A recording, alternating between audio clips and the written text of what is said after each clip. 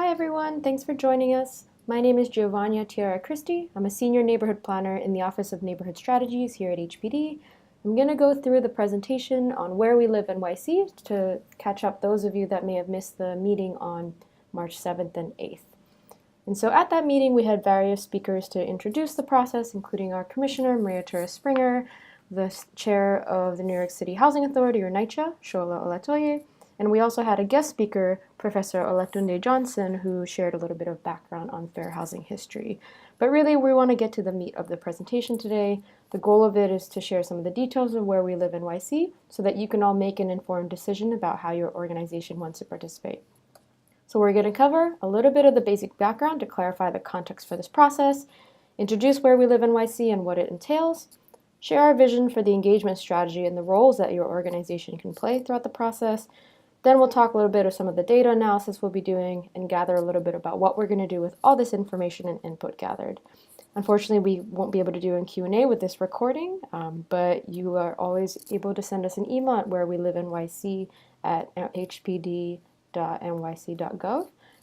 And at the end of the presentation, I'm also going to clarify some next steps and encourage you to fill out a questionnaire that'll help us gather your feedback on how to improve this process and understand how your organization wants to be involved.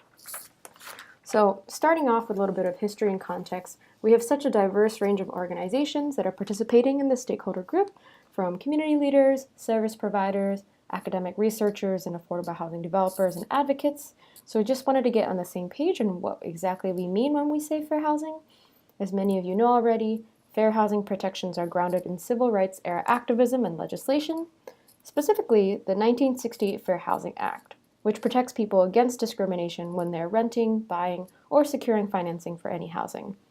The Fair Housing Act protects against discrimination based on these 7 protected classes: race, color, national origin, religion, sex, disability, and the presence of children.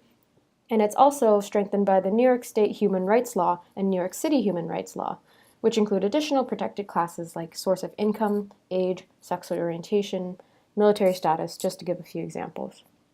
The law also requires jurisdictions who receive federal funding from HUD to affirmatively further the Fair Housing Act's goals. But there was a limited amount of federal guidance on what this meant in practice, until in 2015, HUD, under the Obama administration, issued a final rule on affirmatively furthering fair housing, or AFFH. This rule provides an update on the guidance, saying that jurisdictions must go beyond preventing discrimination and actually take affirmative steps to overcome segregation and disparities in access to opportunity. It also required jurisdictions to submit an assessment of fair housing, or AFH, every 5 years. So what this meant is that cities like New York had to analyze how patterns of segregation and other fair housing issues impact people's access to opportunity, develop some measurable goals and strategies to address underlying causes to segregation and inequitable access to opportunity, and also incorporate meaningful public engagement into this process. This rule also required cities to take what's called a balanced approach to promoting fair housing. And this basically means that the goals and strategies that come out of the fair housing planning process must balance what are called mobility and place-based strategies. So mobility strategies are about creating and preserving affordable housing access in areas that are already opportunity, areas with good schools, transit access, etc., and how we enable families to have mobility to be able to move into these neighborhoods. So, for example, policies like inclusionary housing or prioritizing affordable housing on the few remaining public sites we have in neighborhoods like Nolita and Chelsea. Place-based strategies are more about increasing opportunity through broader community revitalization efforts, including investments in affordable housing, education, improvements in transit, and other amenities. In practice, this looks like ensuring that affordable housing in neighborhoods that have long been neglected, such as Brownsville and the Rockaways, get the public investments that they need to thrive. So under the 2015 rule, the City of New York, together with NYCHA, would have had to submit an initial assessment of fair housing, or AFH, in October 2019. Under the 2018 HUD delay, our first submission will not be due until 2024. But we are moving forward with the fair housing planning process anyway, and that's what we're here today to talk about. That is what Where We Live NYC is. So New York City takes seriously its obligation to address fair housing issues. to combat discrimination and take meaningful actions to overcome segregation and disparities in access to opportunity. So we really see this process as critical to tackling inequality in our city. So despite HUD's decision to delay, the city is moving forward. We're conducting a comprehensive fair housing analysis and planning process and covering the content that was required in the AFH and even going beyond. And that's what we're calling Where We Live NYC.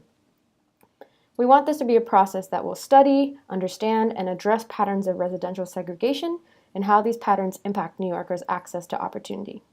It'll include robust community participation, which I'll speak a little bit more about in a moment, extensive policy and data analysis, and it'll culminate in the release of a public report in fall 2019 with measurable goals and strategies. We'll talk about a little bit later how these goals and strategies will consider both existing and new policies related to the allocation of housing, resources, and other city investments, with the ultimate purpose of promoting fair housing and equitable access to opportunity for all New Yorkers. So let's briefly talk about how we are framing opportunity in this process. We know that residential living patterns like segregation impact New Yorkers' lives in ways that go far beyond housing. So we're going to be looking into opportunity across 4 key topics: education, environment, health and safety, employment, economic opportunity, and transportation. When we look at residential living patterns and access to opportunity, we'll start by examining existing conditions. What do these issues look like in our neighborhoods today? Then we'll look at why these present-day trends and conditions exist. HUD uses this term contributing factors to refer to the underlying historic and ongoing factors that cause housing issues. So some of these include lending discrimination, lack of private investments, land use and zoning laws, community opposition, or school assignment policies. HUD actually provides a whole list of 42 suggested factors, but we can also add our own. So we'll be discussing and prioritizing contributing factors throughout the Where We Live NYC planning process with many of you. And these factors are going to lay the foundation for the goals and strategies that we develop. So now I want to spend more time discussing our engagement strategy. HPD will be leading a robust and inclusive engagement process to collect meaningful input from stakeholders like you and residents to inform this effort. We want to better understand how fair housing issues play out in the lives of New Yorkers, with a focus on seeking out the protected populations by fair housing law, as well as populations, communities, and neighborhoods that are traditionally left out of government decision-making. So we've divided the engagement process into 3 key phases. We're going to start with Learn, where we're going to set the groundwork for this process. This will be an opportunity for you, the members of our stakeholder group, to respond to initial data, discuss some existing conditions, and prioritize those contributing factors I explained previously. Next, we have Create. This will be an opportunity for you to share your ideas for policy solutions based on the information we collect and the contributing factors we prioritized in the earlier phase. This will take place in the fall.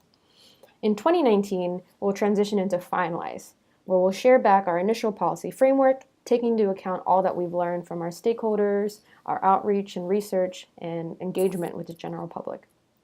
This will be your opportunity to let us know if we got it right and make final suggestions before we finalize the report in the fall of 2019. So just to manage expectations, because of the diversity and size of the stakeholder group, we expect that not all feedback shared throughout the course of this planning process will ultimately make it into the final goals and strategies, but that said, we'll be working with the stakeholder group to develop a process for capturing, sharing, and responding to each of the input that was provided throughout the process. So our engagement strategy involves 2 parallel and interconnected processes. We have you all, our Fair Housing Stakeholder Group, made up of community leaders, service providers, academic researchers, and advocates. And then we have the overall engagement of everyday New Yorkers.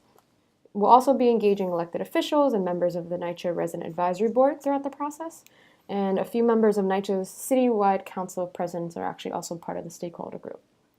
So the reason why we have these 2 distinct tracks is so that we can ensure that the engagement activities are targeted to the appropriate audience. But these 2 tracks remain super interconnected. They'll be happening at the same time.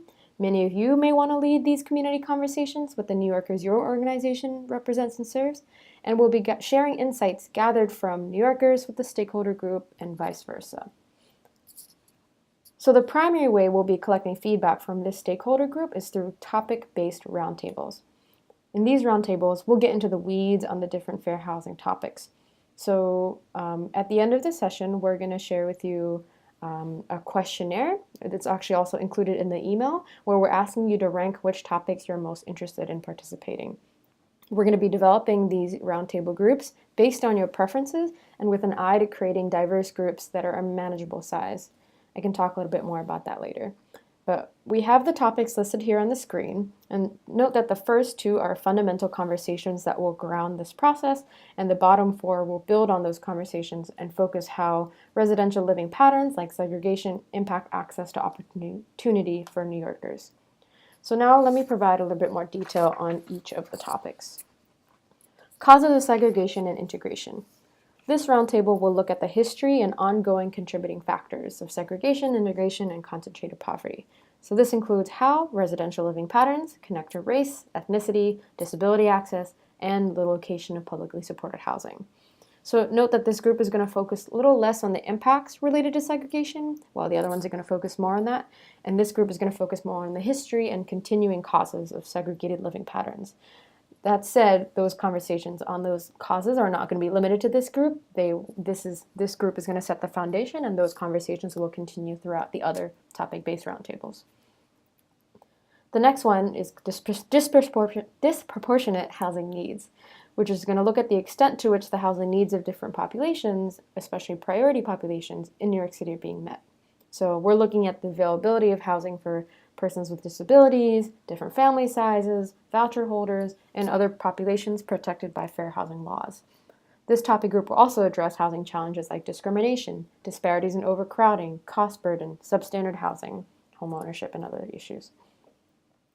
Next, we'll get into how residential living patterns like segregation impact New Yorkers' access to opportunity. So in environment, health, and safety, we'll look at how it impacts a New Yorker's ability to live in safe and healthy neighborhoods. So we'll be looking at proximity to environmental hazards, perception of safety, actual safety, access to private and public amenities, etc.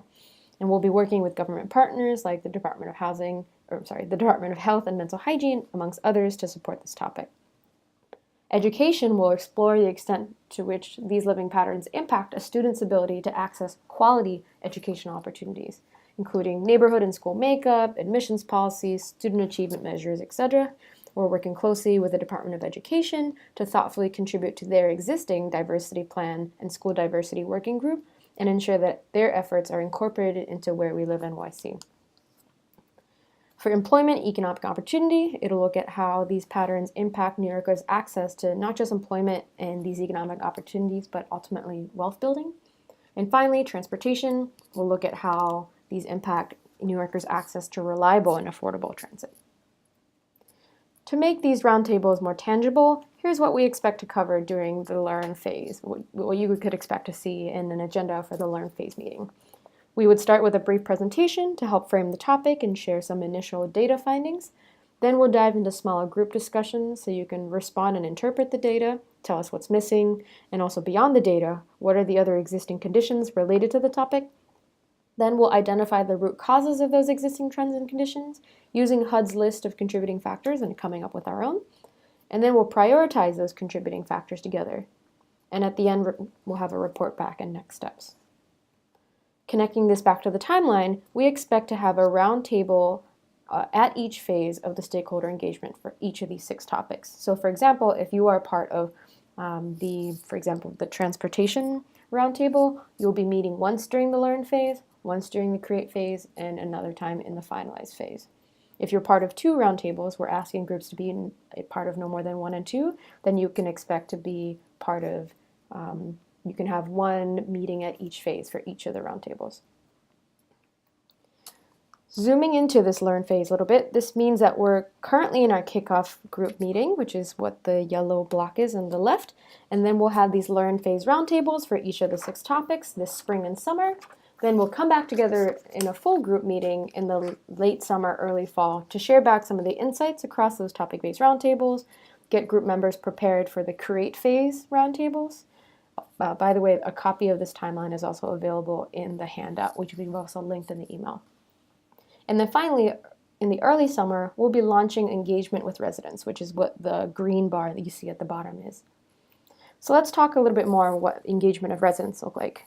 We know New Yorkers are the experts in their neighborhoods and in their own experiences, which is why we're invested in bringing their voices into this process. Our engagement with New Yorkers will be guided by these 3 core research questions. Why do New Yorkers live where they live? What are the factors that contribute to housing and neighborhood choice or lack of choice? How does where a New Yorker lives impact their life and their household's access to opportunity? And ultimately, what are some solutions that New Yorkers want to see? What do they like about their current housing situation and neighborhood, how it could be better? At the heart of our engagement with residents is what we're calling community conversations. These focus group style engagements will be with specific populations, communities, or neighborhoods. Our outreach is going to focus on NYCHA residents, voucher holders, immigrant groups, people with disabilities, seniors, LGBTQ individuals, and individuals with different racial, ethnic, and religious backgrounds. We really see these as being led in partnership with community-based organizations, like many of the folks that have been in the kickoff meetings and hopefully watching this webinar today. We'll be bringing on an extra support with a consultant team who's going to work with us to develop a toolkit and trainings so that CBOs are empowered to lead these community conversations with the New Yorkers you represent or serve. As part of the consultant group, we're also bringing a racial justice organization to ensure that we're creating space to have meaningful and productive conversations about fair housing issues and how they relate to race and discrimination. So on your questionnaire, you can let us know if you're interested in leading these conversations with the New Yorkers you support and represent. And we'll get back to you with more information. We will also be hosting public workshops later in the process, in the sort of late 2018, early 2019. These will be facilitated public events that give us an opportunity to report back on our findings and close the loop with New Yorkers, conduct more community visioning, and prioritizing the goals and strategies.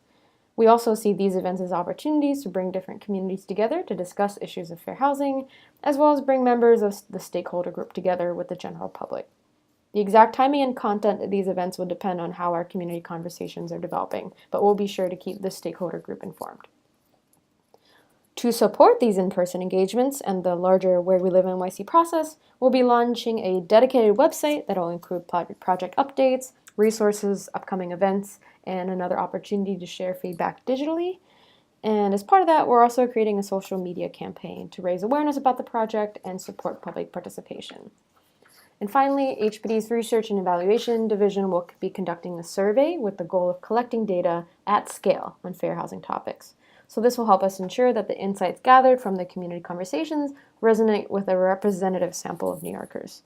It'll also create a data set that allows us to compare public input on these issues over time. And so now I'm going to talk a little bit about how the Where We Live NYC is going to include extensive data and some policy analysis that I'll spend some time discussing now. So we'll be drawing from a diverse set of data sources for this effort. We'll be using local data as the primary source of information, including from our New York City Housing and Vacancy Survey, some student achievement measures, information about the city's public transit system, community health profiles, etc., etc. And these sources will complement the data that's provided by HUD through the AFFH tool that they have online. We'll also include a regional data analysis when that information is available and where that information is available. And the engagement process will also result in qualitative data collected from those topic-based roundtables and community conversations that will also inform this process. So using this data, our analysis is going to include demographic summaries. We're going to measure patterns of segregation, integration, and concentrated poverty. We'll be looking at the location and occupancy of publicly supported housing and how those relate to residential living patterns, segregated residential living patterns, and also how the populations protected by fair housing law are impacted by these living patterns and disparities in access to opportunity. We will be sharing updates on the data analysis with this stakeholder group throughout the engagement process. You'll have the opportunity to provide feedback on some of our initial data analysis at the roundtables, and also the opportunity always to suggest additional resources and reports that can inform our analysis. The data analysis will be made publicly available and published in the draft and final report. So very quickly about report development and what the final report is going to look like. So again, it's going to be this extensive public document bringing together all the different pieces that we discussed today, from the data and policy analysis, a summary of public engagement and the insights, and a concrete set of goals and strategies with a clear plan for tracking and accountability. So a little bit more on what we mean by goals and strategies. So throughout this process, we'll be developing measurable goals and strategies that promote that balanced approach I mentioned earlier to fair housing. So again, focusing on creating opportunities for New Yorkers to have mobility and housing choice, as well as making place-based investments to ensure neighborhoods have more equitable access to opportunity. I want to note that we don't have a predetermined set of goals and strategies for this process. We will look at both existing and new policies, and that the report's emphasis will be on policies that influence housing and residential living patterns, which in turn affect access to other opportunities like education. We'll also be working with non-housing government partners and stakeholders to consider a broad range of policies that affect access to opportunity. To make this more concrete, just wanted to share some of the goals and strategies from other cities that have completed their AFH, and they completed these before the HUD notice. So for example, in Philadelphia, as a result of their fair housing planning process, they're expanding their support that they're providing for housing choice vouchers, voucher holders to promote access to high opportunity areas in Philadelphia and the region. And they're also focusing their outreach on households with limited English proficiency and those with children. In New Orleans, out of their process, an example of their strategy included identifying vacant land in underserved communities that can support both affordable housing and food access, recreation, and green space, so achieving multiple goals. And then they're also developing a robust plan to assess banks' performance related to the Community Reinvestment Act, which ensures that banks meet the credit needs of the communities in which they operate. In Los Angeles, the AFH included strategies to promote fair housing enforcement, like training LAPD officers in fair housing laws and resources, as well as strengthening protections for transgender individuals and undocumented immigrants. So again, these are goals that came out of the AFH process for these cities, and we hope for our process to be very similar in achieving different outcomes. So very quickly, talking about how this relates to the AFH for some of you that are curious. Again, we're going to be covering the same content that's included in the AFH. We're going to be deepening our analysis to focus on fair housing challenges that are relevant to New York City as a high-cost city. Specifically, we found that HUD's AFH tool was a little bit limited in how it addresses issues of affordability and displacement, but we want this to be key in our analysis. We're going to be submitting Where We Live NYC, the final report to HUD in the fall of 2019, as was the original deadline for our AFH. So because we're moving forward with the Where We Live NYC process despite federal delays, it's a really exciting opportunity for us in New York City to play a national leadership role in this process. This process can help New York City to demonstrate the value of a comprehensive fair housing planning process despite delays from the federal government. We'll be connecting with other high-cost cities to promote fair housing planning that thoughtfully integrates challenges around affordability and displacement, and we also hope to serve as a model on fair housing community engagement. So that sums up the presentation, and again, if you have any questions, feel free to send us an email at wherewelivenyc@hpd.nyc.gov, or just replying to the email that we sent. I just wanted to go a little bit over the questionnaire because this is the key part for us to really know how what you think about this process, how we can improve it, and also for us to hear from you what we will be covering, or how you want to participate. So really quickly, this is just a quick screenshot of that questionnaire. Again, the first page is asking for your organization name, your basic feedback, how you might want to participate in the community conversations. Maybe your organization is interested in leading some. And then the second page is where you can tell us your priorities for the topic-based roundtables. Again, because we have about 250 stakeholders on this list, we're asking groups to participate only in 1 to 2 roundtables. So that way you're not attending like 18 meetings. But we're asking you to list your top 3 priorities, and we'll be considering your priorities and preferences as we form these groups. And just to note that, the first 2 topics might be potentially really popular, but just to clarify that all the roundtables will be discussing integration, segregation, and disparities that are experienced by priority populations So it's not just going to be limited to those first two. So what we're asking for you to do is, in deciding those preferences, to think about how your organization's main areas of expertise can actually best add to the discussions. And in the coming weeks, you'll receive a follow-up email with your roundtable assignments and details on the first set of meetings. So that's about it. That sums up this presentation. Thanks again for listening to us. We promise that our next interactions are mainly us listening to you. We really look forward to working with all of you. And please don't forget to get us back the questionnaires before the end of next week. Alrighty.